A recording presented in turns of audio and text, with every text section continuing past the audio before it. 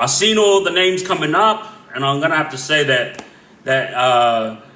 Tarek's story probably won out there, yeah? So Tarek Zahed, I grew up with Abdul and Omar Zahed.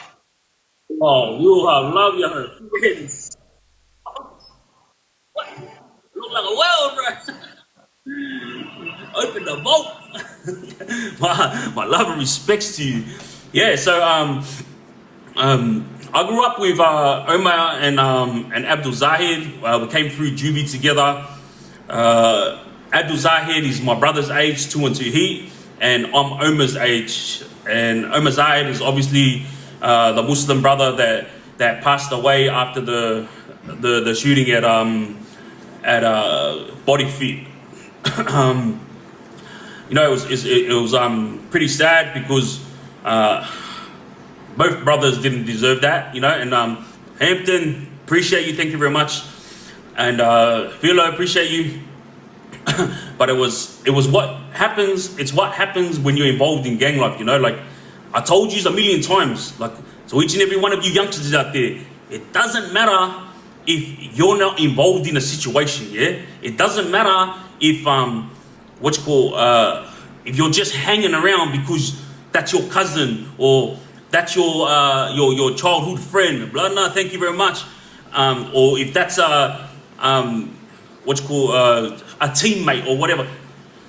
If you know that person is gang related, just remember, whoever's gonna be that person's ops, there's no stopping the inevitable. You know, like this is why I stress to each and every one of you youngsters out there that's thinking quick money is a good thing. Hey, who am I to talk? I was doing the same thing. So just remember, I'm not here trying to tell you what to do. I'm not trying to be a role model. I'm just telling my story, you know. And for all you idiots that keep bridging up about saying stop freaking naming names. Remember what I told you last week? That everyone on social media that says I don't name names, guess what? Every single one of them are now naming names. You know why? Because everyone that was watching me and inboxing me in the last week has been calling me a trendsetter. I'm the one that started on Threads, and everyone got on Threads. I'm the one that was walking around with my missus, and obviously it's sincere from my heart. I love my missus, so I'm always videoing ourselves and having fun on social media. Now guess what? Everyone else is doing it. You know? And this is not a thing. I didn't know what the meaning of trendsetter was. You know, I had a team who explained it to me. And then I started doing food reviews with my missus, which is something that's always been on social media, but it's not a thing for gangsters to do it, yeah? And then now, like these naming names things, Daniel, thank you very much. Like everyone was freaking on my ass about naming names, and I was like, shut the, hello, thank you very much, appreciate you, woo! Anyway, it's not a thing where I was trying to name names to be a hard guy. I told you all from get-go. If I name names, it's because I was either a part of that situation, I know these people, or I was in and amongst those things that happened, yeah? And I explained it thoroughly to you guys last week. Everyone who's saying I don't know names, like as soon as my social media started blowing up, now everyone's naming names, you know? Like, there's nothing wrong with it. At the end of the day, if you name a name, that person can corroborate what you say, you know what I mean? And a lot of people who don't name names, yeah, like they're old school where they're like, I don't name names because either I'm not a snitch or I don't want to tell that story just in case it might incriminate someone. So the stories I tell have already happened. It's already finished. It's already done and dusted. No one can be charged for anything. And it's stories that either my stories or stories that I've been around, you know? And like I said, when you name, or when those people tell stories and they just say, oh yeah, and this bloke that I laid out, or this gang that we went to war with, but they don't say it because it never happened. You know what I mean? And they don't want you to backtrack their facts. You know what I mean? But with me, I explain it thoroughly, and then whatever names I'm outing here on social media, you can go to them and ask them if my stories are true. This is why I say it, because everything I say is facts, yeah. And because it's live, obviously I'll trip up from time to time, but I will never ever say something that will incriminate another person, you know. So there's nothing wrong with naming a name if the situation's done and dusted, you know. And I'm not naming names because I want to be known as the wannabe guy that was with the big gangster guy. No. It's a situation, it's a story that the youngsters can learn from. Have a think about it, yeah? If a youngster goes and sits, Lelo, thank you very much. If a youngster goes and sits with a psychologist, and a psychologist is telling him how to live his life, don't forget, this psychologist has never been through anything that he's been through. These people who do courses like stress management and anger management have never gone through what these kids have gone through. So when they're talking to them, yes, they give them wise advice. But at the same time, these kids are going to be like, you know what I mean? Listen to your rubbish, get out of here. You, thank you very much. Jezza, thank you very much. And that's my thing. These kids that are going through all this stuff right now, I've been there. I've done it, you know. I've been to the lowest where I've slept on trains. You know, I've slept out in the bush with the boys because we didn't have enough money for the hotel. This is when we were kids, you know. Driving around in stolen cars, yeah, where I got me and the boys got charged. Having 15 guys in a van, kids in a van. This is me when I was young, yeah, like 14 years old, traveling to get somewhere so we can make some money. Like, this is what I'm talking about. These kids, this is what they're going through right now. So they don't want to listen to all this jargon from guys who can't prove where they've been or what they've done, or to all these people who are starting up courses around Australia, and the only thing they can do is tell you how good they are, or tell you how much church changed them to be a better man. But they've never actually been through what these kids have been through, you know, alcoholic parents, drug addicted parents, you know, or no parents at all. Like, these are the types of things these kids are going through now. Like, as you guys know, this is the era of technology, yeah? So you can't hide from your kids either. If you have a criminal record, or if you've done something stupid in the past, your kids are just gonna friggin' get on YouTube or Google you, and that's it. Your kids are gonna know everything about you. And this is what I'm saying. When they Google me, or when they get on TikTok or Instagram and research me, they're gonna know, oh shit, you know what? This guy's actually worth watching, because all the media and everyone that's talking about him, fuck, you know, he seems real.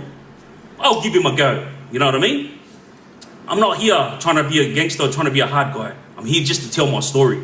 So my story with the Zahed brothers is I grew up with them in juvie, as you all know, and then me and Tarek Zahed became close friends in 2002. Yeah, that's when I first met him, and he was religious at the time. I had nothing to do with gang related stuff. But let me tell you something. A lot of people see Tarek on the media, and the first thing that pops up is the patch over his eye. Like, it's a shit go what the media put on there. But hey, again, this is the life you live. This is how you're going to be portrayed on the media. Because I don't know if you guys know this, but a lot of things that happen on the media, and a lot of things that get put on social media, a lot of it is from police. Like, they're the ones who dictate how things go. You know, you got guys from the Telegraph, they get their stories from the police. So they only know the version that the police give them, yeah? And then it doesn't matter if you beat the charge or if they find you innocent, because that story is never going to come out on the media. The only story that's going to come out is the police's story, where you're the worst of the worst. You know what I mean? And so I felt bad for Tarek when he came in Like, if you guys know the situation, he flew in from Melbourne. I don't know where he was going yet, but they followed him in the car, and then Task Force Raptor jumped on him, yeah? And they beat him up, you know? Mari, thank you very much. And I didn't understand that. Like, bro, the bloke's got one eye, the bloke's limping around, he can't hurt anyone, you know, like, yeah, he's a bikie, or he was a bikie, but Chad, thank you very much. But at the end of the day, the guy is half crippled, you know. You just saw the bloke get shot 10 times, you know, and you set him up like that. See, all of yous are listening to me talk here, but yous aren't understanding what happened that day when he got jumped. Do you guys realize that Tarek, when he flew in, could have got grabbed at the airport, you know? And yeah, like someone's writing here, Tarek's still trying to be a gangster. Look, I don't know about that, and I'm not talking about that. All I'm saying is the situation, you know, of that I went through as kids with his brothers, and then obviously my relationship with him. So this is my story mixed in with their story, because obviously I know a lot about it. But they could have grabbed him at the airport, but no, they didn't. They had to make a big scene, and it's beyond me how the guy's not getting any compensation claim. Tanya, thank you very much, love ya. And it's beyond me how he didn't get no compensation claim for that, or maybe the brother, Flame, thank you. Maybe the brother doesn't care about compensation claim, but this is the same thing with my brother 212 Heat. If you guys saw the incident with me at the airport, Tanya, thank you very much. I got upset, and then obviously I attacked the cameraman, and I fought with the police officers. But with my brother, they set it up. How do you think that police get this type of footage where big arrests happen? It's because they call the media, set up the cameras first before they make this big bust or before they hit someone. And if it comes out, AKL, thank you, Tanya, love you, thank you. And if it comes out that the bloke was innocent, at the end of the day, the police are going to say this: we had reasonable reason to search them, or we had reasonable reason to pull them over and flip their car inside out. Yeah. So my thing is that's not an issue. You know, like there's the right way of doing things, and then the police, there's their way of doing it. You know, and majority of police will do their job to the best of their ability and do it the right way. But then you got the police who have power, where they can use force. And this is what they call excessive force, yeah? And this is what's happening now to the kids. Like, instead of police rolling up and talking to them, like back in the 90s when I was growing up, how are you kids? You know, are you staying out of trouble? You know, if you guys don't have somewhere to stay, come, we can take you to this place where we can help you. They're not trying to help the kids, yeah? Like, I'm not trying to belittle the police. There's a lot of police out there who are always trying to help the kids. But majority are using their power, you know, to harass these kids. And yeah, like at the end of the day, Tarek's the gangster, and it is what it is, you know. Like, use your force. You know, that's what you got given power to use force, and they used it, you know. But there was no need for it. The bloke was freaking half crippled, and they jumped all over him. Not even they jumped. The bloke was pissing out blood, you know. I was in Silverwater on the day that Tarek walked in, all effed up, yeah? And I was like, seriously, what happened to you? And he goes, bro, they freaking jumped me. I said, what? And he goes, yeah, bro, they're just kicking the hell out of me for no reason, you know? Tanya, thank you very much. So that's an incident that occurred, but the big incident that we're talking about, JMA, appreciate you. The big incident that we're talking about is the incident with at the gym, yeah? But I think before we get to the gym incident, which is the big incident with the Zahed brothers, I'll explain to you guys, JMA, Lynn, thank you very much. Explain to you guys about Abdul and Omar as we grew up. They had a little crew. It was Abdul, Omar Zahed, and Sabah. Sabah Cruz was the one that got at Bankstown. AJ, appreciate you. And that was a sad story too, because I was also with him in juvie. But there's a big story behind it, which is none of my business, and which is something that I won't talk about. But the guy that actually did it to Saba, we were all in juvie together, you know, and both of them were good guys, and hearing about that this is something that you youngsters need to know. Smith, thank you.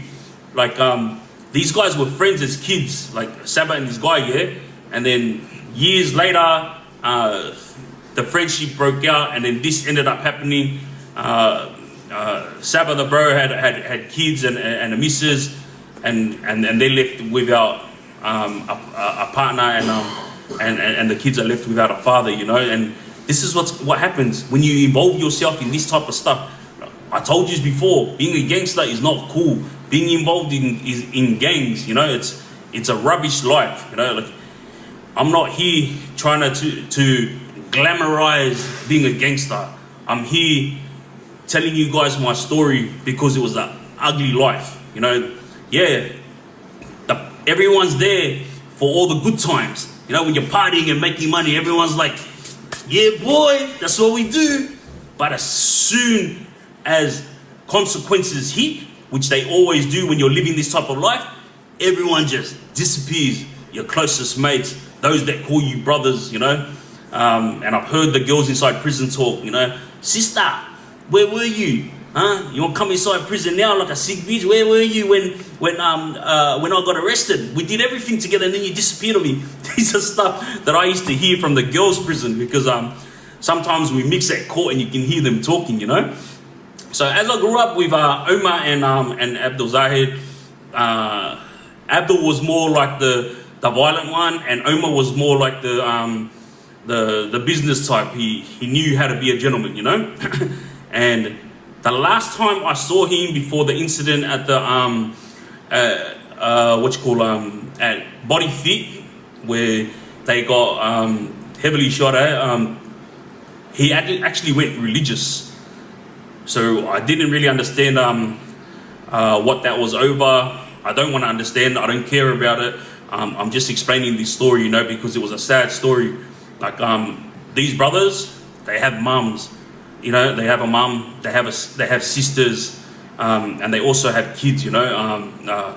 But the grief is not coming from the brotherhood, you know. Like everything that they have been through in life, their mum has been there, their sister has been there. I was there when their sisters used to visit them in juvie a lot, you know. And it's something that that I was thinking about after the incident, you know, because it was a big hit in Australia. And obviously there's been some big hits in Australia, but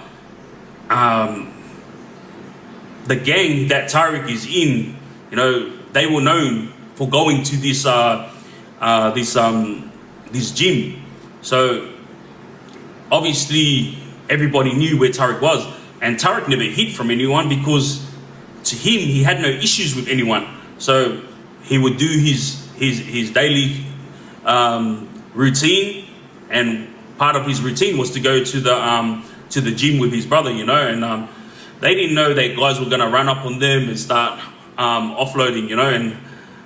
And there was a story that someone was saying where Tarek was like lying there and he was laughing, you know. And I was like shocked until I saw the video footage, and I was like, oh wow, you know, like bro, this guy's a machine. And for those of you like that want to mock these brothers or mock Tarek, you know, saying that you know, the consequences caught up with you, like, bro, do you? My thing is, when he first came into the scene of being bikie related, but I have to say it, before that he was already a tough guy, you know. He didn't need to be in a gang. The bloke, when I first met him, he was pretty much a one-man gang, you know. Like he was different from his brothers Omar and Zahed. He was much more smarter, obviously because he's the older brother, and his words carried a lot of weight when it came to the Muslim boys. You know, they all loved him, and not only did they listen to him, but they took what he said in. You know, just like the other boys, like the Kalachis and that. this is how they were. But they're all the old school boys, you know. Like I really think that that incident, like someone just said before, should have changed Tarek. And I don't know what he's going through now. All I know is I was locked up with him in Supermax just last year. Like I think it was oh no, sorry, it was this year. I was with Tarek before he went home, and he said that he was out of the bikie gang, and like, mate, you can be out of a gang and you can still say hi to your friends. Like, there's not an issue with that. But obviously, like everyone still thinks that he's still a part of it and he's still doing what he needs to do, you know. And I think the big picture out of this, for all you youngsters out there, is the fact that, you know, these three brothers were very close-knit brothers. They do everything together, and then they lost one of their brothers who actually went religious, and that was because two of them were still involved in the life, you know what I mean? And yeah, it may have been a mistake when the brothers got shot at the gym, but this is what happens when you live this life, youngsters. Like, it doesn't matter whether it's right or wrong. At the end of the day, when guys are coming, they're gonna have what they have in their head. They're not gonna think, you know what, maybe let's think about it, because maybe he's right. You know, maybe he didn't do that, or maybe he wasn't involved in that, you know? And that's where it comes down to. There's no ifs or buts. When they're coming, and they're coming straight. So there was an incident in Supermax that happened here, where, I don't know if you guys all saw, Tarek and Bass Hamzy accidentally got put into the same yard. All right. Let me tell you something. Before this incident happened, there was big dramas from Bass's side. All right, not from Tarek's side, from Bass's side. So Bass had assumed that his brother, who had who'd also been that Tarek knew about it, yeah, or was involved in it. And Tarek, being the man he is, like, he stood his ground and he said to Bass, he goes, bro, he goes, wallah, here, I had nothing to do with it. I don't even know why you're talking like that when I go and see your mum, you know. Very sincere. Like, I'm not saying this because I heard it. Remember, guys, I was in Supermax and I was in the yard, opposite them, doing my own thing, you know. And you can't hide your conversation in Supermax. Murray, thank you very much, love you. The walls are so thin that you can hear everything, you know. And Bass was accusing Tarek of this, accusing him of that. Green, thank you. But Tarek stood his ground, yeah. And mind you, he's standing his ground, but he's vulnerable. The worst thing in prison, Brandon, thank you. The worst thing is prison. Nick, thank you. Is to be down and out when it comes to your body, your health, you know, because you can deal with all the dramas and all that from time to time, especially if you had good brothers around you. But if you're sick, or if you're crippled, or if your arm is effed, or if your lower back is effed up, mate, you're gonna have the worst time in prison, you know, like, until it's fixed up, you're gonna be doing time hard. And Tarek, he was putting up with all that stuff, you know, especially to the worst of the worst people inside prison are these nurses, yeah. I cannot stop talking rubbish about these nurses because I've seen it with my own eyes. Green, thank you very much. These nurses, they can help, but they're too scared of the officers. Bobby, thank you, my man. They're too scared of the officers to go above and beyond for the criminals. And a lot of nurses, the good nurses that I've seen who go above and beyond for the inmates, they get reprimanded, they get told off by officers. I've been there when the officers full going off at nurses, you know, and I was thinking, far out, we just lost a good nurse now just because this screw's being a hater, you know. Thank you very much. Anyway, when the argument was going on with Bass and Tarek, it was a big thing because everybody was wondering, what's gonna happen, you know. and they were trying to get an association, meaning they'll meet. What's up? Thank you. And it didn't get approved. All right. Now let me tell you or something. You've all been seeing these footages, Chase. Appreciate you. You've all been seeing these footages that have been coming out on social media about different fights. Bobby, appreciate you. And brawls that have been happening in prison. Yeah. How do you think these footages are making out there? Guess what? They're not being leaked. Yeah. Either the police officers are asking for it so they could leak it, or the prisons hate these inmates so much so they release it. Right? The media can ask for the footage all they want, but the jail can tell them like get stuff. Yeah. But this is what happens. Like you go to court. Hey, appreciate you. You go to court and and you do what you got to do to get these footages, and they'll always say no. So I always laugh because a lot of the footage that comes out is on Bass Hamzy, and the reason why they always release this footage is because they hate Bass. You know, the police, the screws, like everyone that you know, that's what's called, that's a part of all these criminal stuff. Or when I'm talking about criminal stuff, I'm talking about people that take care of criminals, not criminals themselves. They all don't like Bass, not just because he's the smartest thing, but because he's smart. You know, this guy, he tells it how it is. You know, and he's very good at his court cases. He always takes things to court, and he's won a lot of court cases, and they've changed laws because of Bass. You know. Anyway, bro, what are you fucking doing? Oh, shit.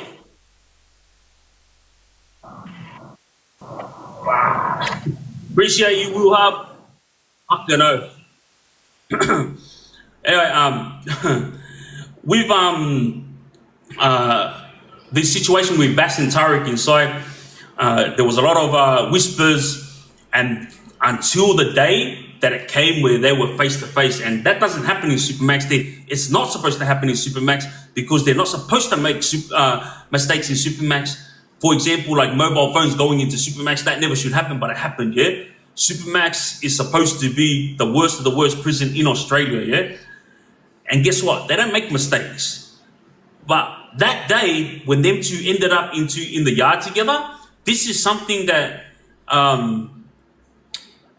I believe myself was a setup. All right, they wanted to see if something would happen, and you know, like these two boys ended up in the same yard, and there was a lot of chatter from Bass saying that he believes Tarek was involved in this and that, and that he said that he was gonna friggin' offer Tarek out, you know, and he did.